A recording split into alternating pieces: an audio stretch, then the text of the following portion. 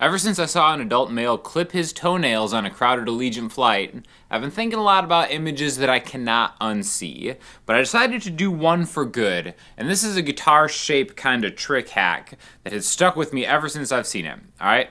It all involves using a root note and its fifth, and then just one intervallic formula. Okay, this is super easy. If you know the major scale, you know that it sounds like this. Okay, this is just along one string. This is the E major scale, right? Open, 2, 4, 5, 7, 9, 11, 12. And that's all well and good for the E major scale, but what about any scale?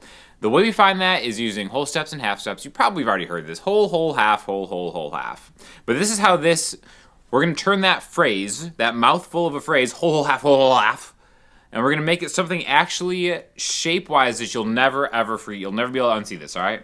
So again, a half step is 1 fret, a whole step is 2 frets. We start with the note, we go a whole step, and a half step, a whole step, a whole step, a whole step, and a half step. So 2 whole steps and a half, then 3 whole steps and a half, all right? Now, what I think the easiest way to do this is to start from the high E string, all right? Anything on the low E string is going to be the same on the high E string. So doing that, again, E major, same difference. Now, the relationship that every single note has with its fifth is a power chord. You've probably played tons of power chords, right? We could turn all of these notes into power chords. I'm just gonna breeze through the notes real quick. E, F sharp, G sharp, A, B, C sharp, D sharp, E. We can turn these into like little mini chords. Except right here, we'll just talk about later. But basically, it's just thickening up the sound of that chord because the relationship that any note has with its fifth is very, very strong. Just like the relationship I have with Delta now after having to fly Allegiant just a couple of times. Very, very strong. Inseparable, one might say, okay? So to find the fifth on the lower strings is really easy. You just go down a string and 2 frets higher. So if I want to find the fifth of an A, I just go 2 frets higher from the 5th fret, right? So 5 to 7 down a string. So 5E and 7A give me an A power chord, or an A and E, right? You may not be at a place where you can just rattle off the name of the fifth every time. That'll come. But what's really important from a shape-wise is how that relates to the E and the B strings, okay? So this is going to be the concept of a fifth below. Usually when you do power chords, you do them a root note and then high, right? But if we go down a string, let's go to like a D power chord, 5A and 7D. Well, this is a D and a A. You can easily get this fifth just by going below and then getting these right here, okay? The note right below it. So what's really cool about the high E string is we have the B string right below it, and we could do the same spacing, the same intervals, and it's going to give you other notes in the same key until we get to the last note. What I mean by that is if I go E string, whole, whole, half, whole, whole, whole, half, I can get all of these notes. Remember that E, F sharp, G sharp, A, B, C sharp, D sharp. But go starting on the B string. Whole, whole, half, whole, whole, half, whole. The only thing that's different is the 7th note, okay? That degree has what's called a flat 7, and it's like, we don't have to talk about this. We'll talk a little bit about this later, but the important thing to remember is that the first 6 intervals are identical. So what that means is B and E are going to be the same fret for the first 6 notes through the key, right? So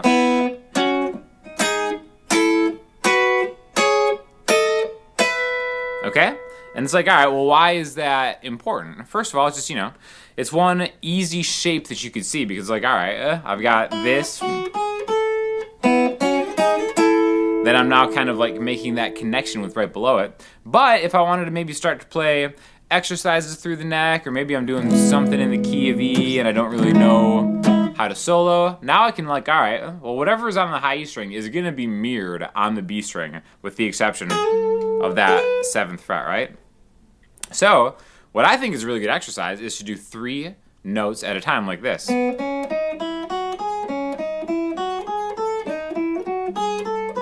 it's actually really easy to remember.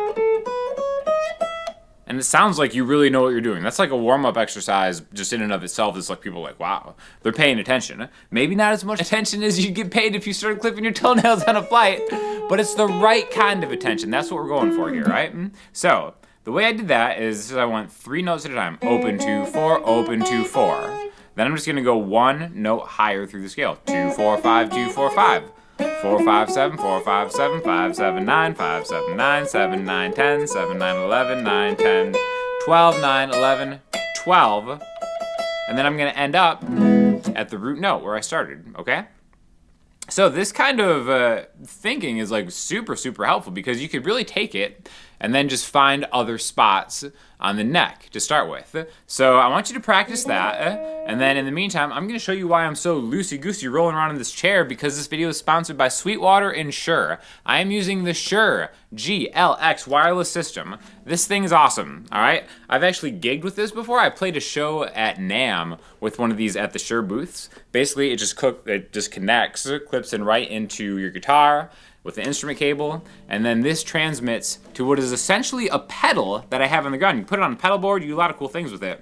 But the nice thing about this is it's not just a pedal as a receiver to go into your amp. With the push of a button, it now becomes a tuner pedal. So you can use it either as a tuner pedal to kind of check your tuning, or you can actually just use it as like a on-off bypass. So the Shure wireless stuff is the best. It's super heavy duty. You can charge this via USB. You can get extra batteries for it and stuff like that. Big fan of it. The one thing that I will say in my performing thing, I used to just use the little 1/8 inch clip-in receivers, but I would get interference with those.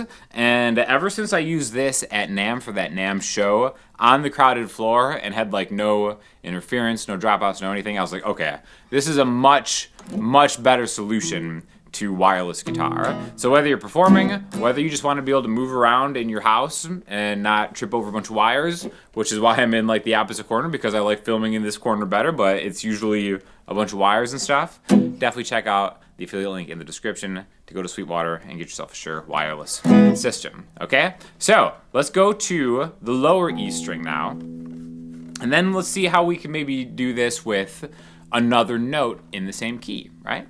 So my favorite chord in any key is the 4 chord. In E, that happens to be E, F sharp, G sharp, A, okay? So I'm a big fan of like major 7 chords, stuff like that, and especially the Lydian mode, which is really just any kind of time you're heavy on the 4 chord rather than the 1 chord, is how you kind of get at modal sound. You can do the exact same thing from an interval standpoint as you can with the 5th note in a key. Remember B, we just did E to B, E, F sharp, G sharp, A, B. Now we're gonna do E to A because, you know, they're on the lower strings, right? So again, let's just run through them again. Whole, whole, half, whole, whole, whole, half.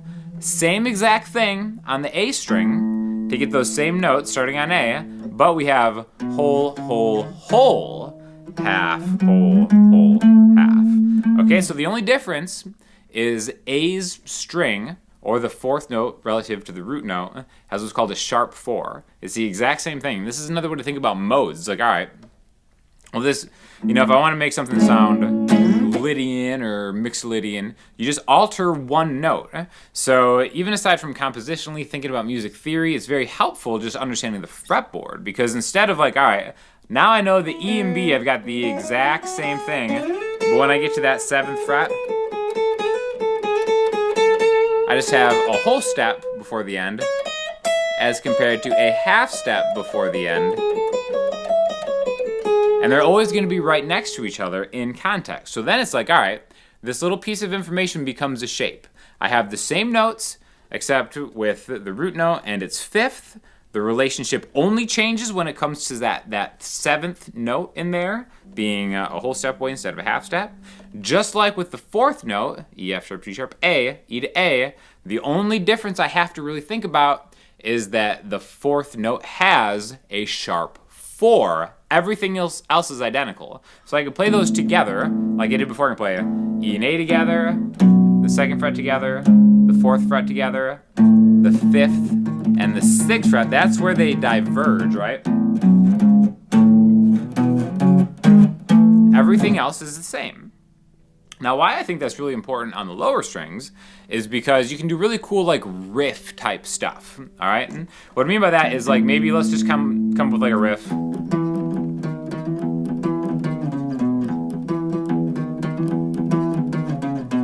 Yeah, it's something that's like, all right, I'm just riffing in E. I'm going from E to E. There's an octave. And I just know on the A string, it's the major scale, but with a sharp 4. So I'm going open 2, 4, 6, 7. So it's like, all right, let's go back and forth between. And then kind of come back and do something musical with it, like riff on it.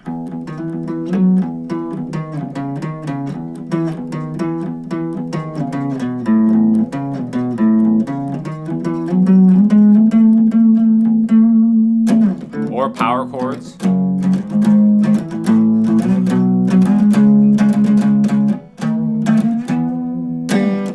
And that's the difference in thinking of a note and its note below a string and the string that's below it, or the string that is above it.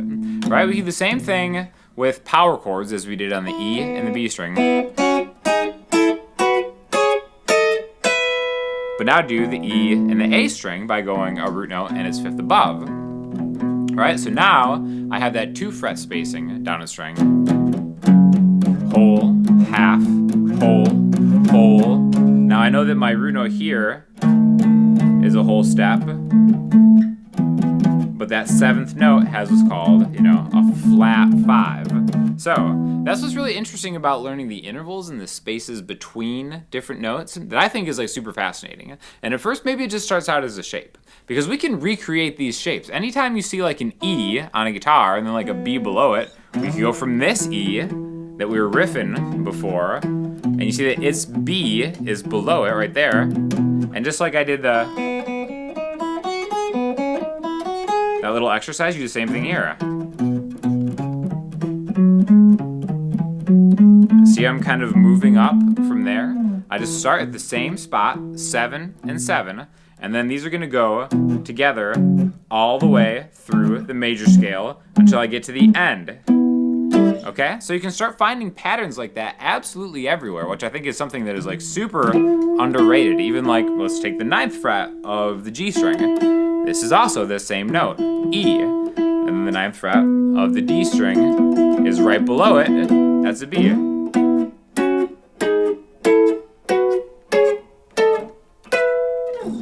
And again, so just by doing that, you've actually learned the entire fretboard just by having markers and then seeing it either below or above. I think seeing the 5th below and then just taking like a scale from there is a little bit easier because it starts out in a more symmetrical shape as compared to, like the 5th above where it's up and up and up and up and up and up, stuff like that. But again, these are just like really, really simple shapes that I think you're gonna have a much easier time locating and memorizing and then transposing. Again, this is nice because it's in E, which is a nice open feeling tuning, but you can do this absolutely anywhere. Just find any note. Let's go to A, right? There's A on the high E string. It's 5th below. It's right there. Doesn't matter what it is, even though it's an E. And then we can just start. And then you're gonna go through the entire shape process just by starting. Okay? So, get familiar with the sound of that, which is essentially a harmonized major scale. All right, that'd be just one way of saying it, because we're taking the major scale, whole, whole, half, whole, whole, whole, half, and we're adding a note to it, harmonizing it into power chords, I guess would be how you could look at it. And then just play them together. That last interval has the flat 7, and then back to home, right? So this is gonna come in super handy depending on whatever your goals may be. Whether it's just kind of like messing around, making up cool riffs, or actually just, kind of soloing and then maybe like shredding into stuff. That's what's really cool about 3 notes a string. Is you can kind of like really just do those double hammer on them. But again, you're not gonna get the same effect if you're not swinging around in a swivel chair with a Shure GLX wireless system on your belt pack. That is what's funny too about like having this versus maybe some of the less expensive wireless things. This thing is a rock. Like it feels substantial. Like that's why I'm using it on the belt mostly as compared to like on like a pants pocket, because it's just you need something powerful to hold that on there because it's really quality stuff. So thank you for watching. And thank you to Sweetwater and Shure for sponsoring this video. If you have any questions or comments, hit me up in the comment section, Instagram, or join my Patreon if you want to learn way more of these type exercises and a bunch of songs and stuff. All the appropriate links will be in the description below. Thanks a lot.